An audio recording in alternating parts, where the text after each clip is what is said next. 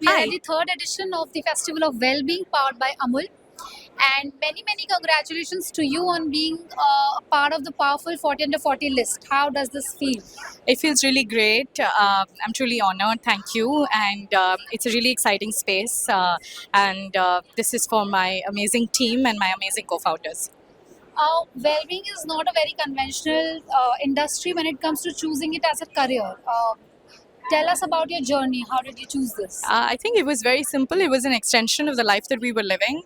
We realized that there were brands that were purpose led. There were consumers that were ready to buy better, but there was no platform really simplifying that. And we're just on a mission to make living better easy. And I think, career or not, well-being is so central to everybody that, and who you are in the life that you live, that it's just a natural extension. Would you like to highlight two challenges that you faced or are facing, and two opportunities that you are seeing and would like to seize in the coming future?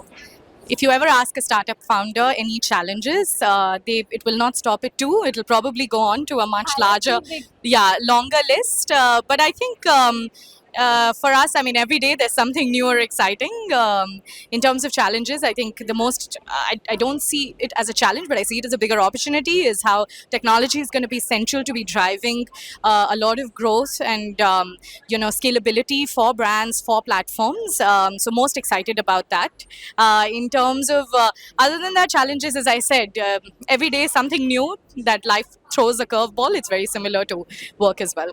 So, how does the future look like for Kind Life? Future looks very exciting. We're India's fastest growing platform in slightly under 2 years, slightly around 2 years. And this is the year where we're really going to, it's going to be a skyrocket, touchwood. And we're very excited. We're very excited to be curating brands that are the best from homegrown as well as international brands, and getting them to India, and truly building for young India. There are 700 million Gen Zillennials in India, and we're very excited to be building for them. That's awesome, Mansa.